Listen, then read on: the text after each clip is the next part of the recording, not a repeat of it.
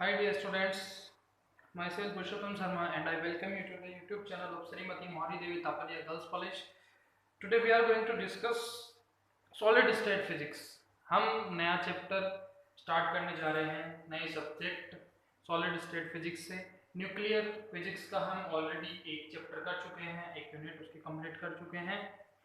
तो और जो हम सॉलिड स्टेट फिजिक्स के अंदर यानी कि ठोस अवस्था भौतिकी, इसके अंदर हम आज पदार्थ के चुंबकीय गुण जो आपका है मैग्नेटिक प्रॉपर्टीज ऑफ मटेरियल्स, ये चैप्टर हम स्टार्ट करने जा रहे हैं।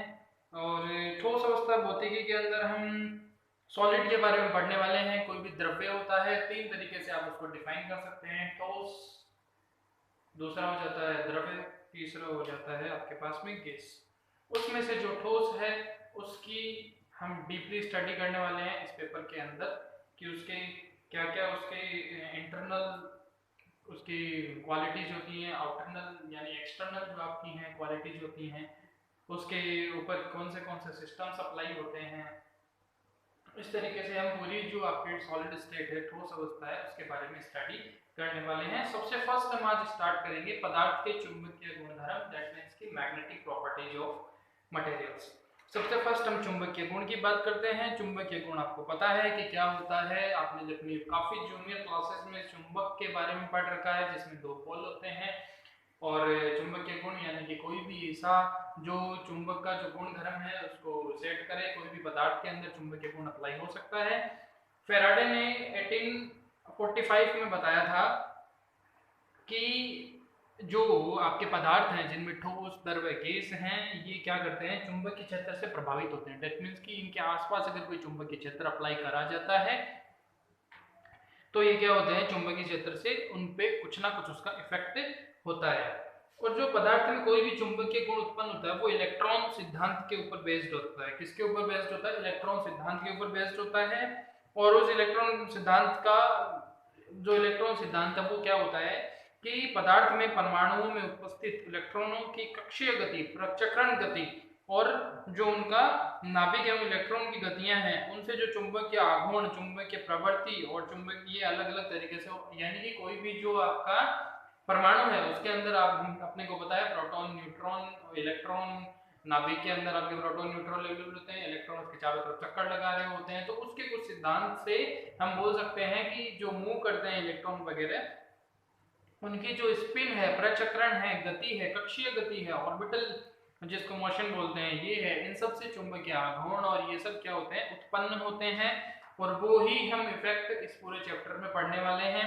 सबसे फर्स्ट इसमें हम जिन डेफिनेशंस की बात करने वाले हैं उनमें आता है चुंबकीय तीव्रता, प्रवृत्ति, पारगम्यता, एच इकाई या फिर इसको ऊंचाई भी बोल सकते हैं, काई म्यू में संबंध, यानी इनके ये नेम होने वाले हैं। सबसे फर्स्ट हम बात करते हैं कि चुंबकन तीव्रता क्या होती है, यानी जो अपना फर्स्ट पॉइंट है, चुंबकन तीव्रता क्या है। अपने को पता है किसी भी पदार्थ के ऊपर आप चुंबकत्व अप्लाई करते हैं, चुंबकीय क्षेत्र उसके आसपास में अप्लाई करते हैं तो उसका कुछ ना कुछ इफेक्ट होगा।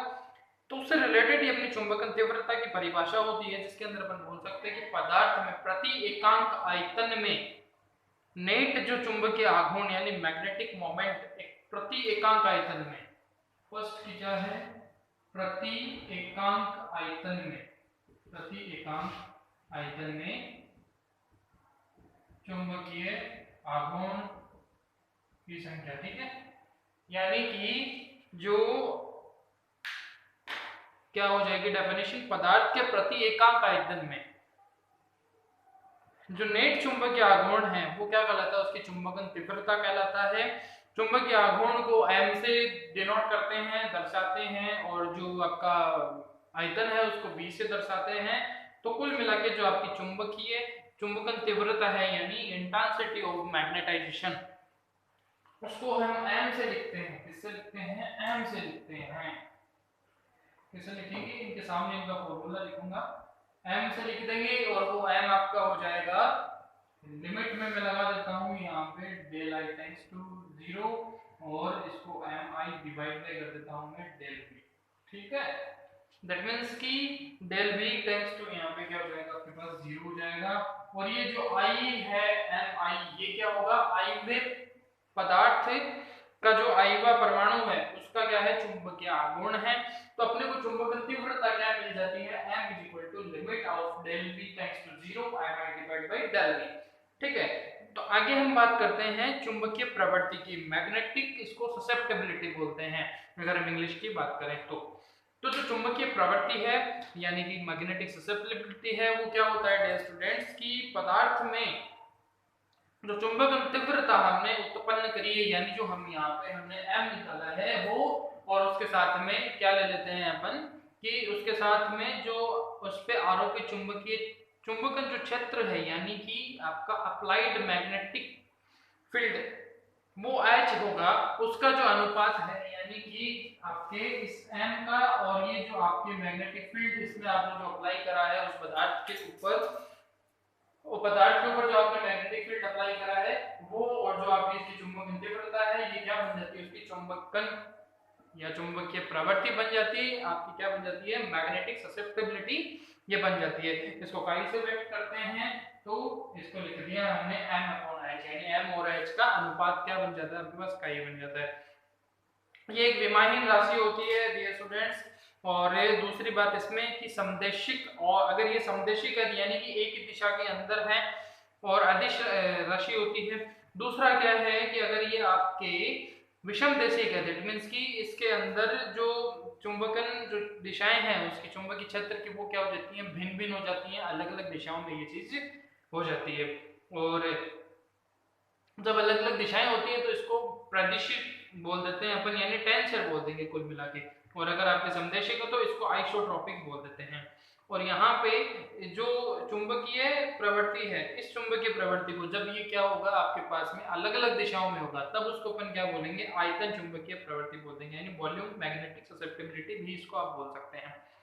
ठीक है, और उसी प्रकार से अगर आप इसको हम क्या बोल सकते हैं, द्रव्यमान चुंबकीय प्रवृत्ति से भी, यानी कि आपके मास मैग्नेटिक ससेप्टिबिलिटी से भी हम इसको डिफाइन कर सकते हैं। जो द्रव्यमान चुंबकीय प्रवृत्ति होगी वो हो जाएगी आपके पास में, यानी कि जाई जिसको आप m बोलते हैं, जाई m हो जाएगा आपके पास में, जाई डिवाइड बाय आपके पास रो आ जाएगा। रो आपके पास में होता है घनत्व है, ठीक है, डेंसिटी हो जाएगा पदार्थ का। अगर आप इसमें बात करते हैं मोलर चुंबकीय प्रवृत्ति की, तो मोलर चुंबकीय प्रवृत्ति में सीधा सा सीन है, जाई लगा दो और कर लो किससे, काई जाई आपका हो जाएगा डिवाइड बाय रो और ए, ये जो एक मोल होता है उससे मल्टीप्लाई करवा दो, आपको क्या मिल जाएगा, अणुभार हो जाएगा ए उसका। तो ये आपको क्या मिल जाएगी, यहाँ पे चुंबकीय प्रवृत्ति मिल जाएगी। आगे बात करते हैं चुंबकीय पारगम्यता की, यानी मैग्नेटिक परमेबिलिटी। ठीक है, यानी कि जो आपका चुंबकीय प्रेरण है बी, जो आप चुंबकीय प्रेरण यानी मैग्नेटिक इंडक्शन उसका, और जो आपके पास चुंबकीय क्षेत्र है मैग्नेटिक फील्ड उसका जो अनुपात है वो क्या कहलाता है, चुंबकीय पारगम्यता यानी मैग्नेटिक परमेबिलिटी ये कहलाती है। यानी म्यू होगा जो चुंबकीय पारगम्यता, म्यू ये किसका हो जाएगा, आपके चुंबकीय क्षेत्र यानी बी, और डिवाइड में जो उसका चुंबकन क्षेत्र जो हमने यहाँ पे ये एच नाम में लिया था वो, तो बी अपॉन क्या हो जाएगा, एच हो जाएगा। ये क्या कहलाती है, अपनी चुंबकीय पारगम्यता कहलाती है। ठीक है, सिंपल सी डेफिनेशंस है, ज्यादा उसमें टिपिकल इसमें कुछ नहीं है। अगर मुक्त आकाश और निर्वात में हम बांधते हैं कि जो चुंबकीय क्षेत्र है वो आपके पास में क्या हो, बी नोड हो, और तब वहां पे इसकी जो चुंबकन तीव्रता हो जाएगी, चुंबकीय पारगम्यता हो जाएगी, वो क्या हो जाएगी, म्यू नोड। अगर आप निर्वात की बात कर रहे हैं, म्यू नोड क्या होगा, B naught divide by H, यानी चुंबकीय क्षेत्र में किसके ऊपर अप्लाई हो रहा है, आपके इसी निर्वात के चुंबकीय प्रेरण पे ये चीज अप्लाई हो रही है। ठीक है, और दूसरी अगर आप बात करते हैं कि म्यू आर, यानी कि ये एक क्या है, चुंबकीय नियतांक है, और यदि म्यू आर आपेक्षिक चुंबकीय पारगम्यता की आप बात करते हैं, दैट मींस कि म्यू आर अगर आप लेंगे, जिस तरीके से हम एप्सिलॉन और एप्सिलॉन नोट आर ये सब लेते हैं उसी तरीके से ये है, तो म्यू आर अगर आप लेंगे तो ये हो जाएगा म्यू अपॉन म्यू नॉट। ठीक है, यानी एक तो होगी जिसको बोल सकते हैं अपन माध्यम में, दूसरा हो जाएगा उसके निर्वात में। तो इन दोनों का जो आप अनुपात लेंगे वो क्या कहलाएगा, आपके म्यू आर, जिसको आपेक्षिक बोल सकते हैं आप, क्या, पारगम्यता, चुंबकीय पारगम्यता। नेक्स्ट अपना पॉइंट आता है कि इन सब में संबंध क्या होता है। ठीक है, ये तो हमने निकाल लिया। आगे हम बात करते हैं एच एम जाई और में संबंध क्या होगा। ये थोड़ा सा इंपॉर्टेंट टॉपिक है आपके एग्जाम के रिगार्डिंग। तो आप इसको थोड़ा सा सही से समझिए, ठीक है। संबंध की हम बात करते हैं कि इनमें संबंध क्या होता है, ठीक है, रिलेशन।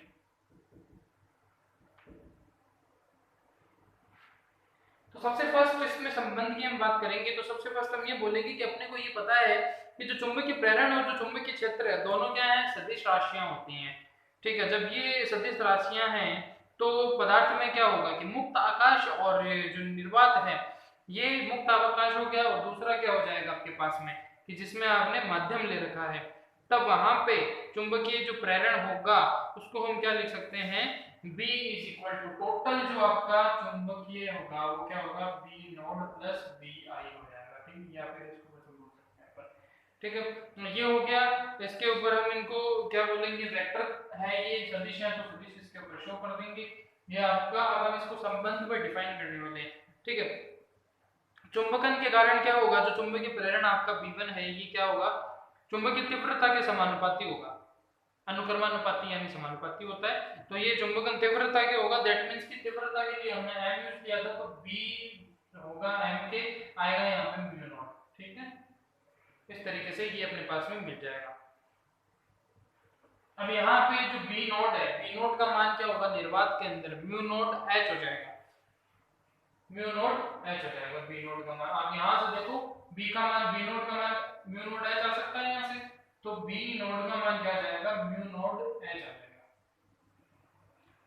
ठीक है। और जब आपको ये म्यू नॉट आपको h मिला यहाँ पे, तो अब आप यहाँ पे क्या बोल सकते हैं कि जो B है वो अब B क्या हो जाएगा, यहाँ पे इस B इसमें ये दोनों मान रख देंगे आप, जब ये इसमें आप B दोनों मान रख देंगे तो B आपको क्या मिलेगा, म्यू नॉट कॉमन आ जाएगा और यहाँ पे क्या आ जाएगा m प्लस h, ठीक है। ये इतना सिंपल हुआ, इसको मैं बोल देता हूँ इक्वेशन नंबर 1। अब आगे क्या है कि जो m है उसका मान क्या है, ये जो हमने इसमें m ले रखा है इसको m को क्या बोल सकते हैं, यहाँ पे इस m को, ये m आप यहाँ से निकालेंगे तो h जाएगा, तो वो रख दो इसमें, म्यू नॉट यहाँ पे लिख देता हूँ मैं m इज इक्वल टू जाई h, ठीक है।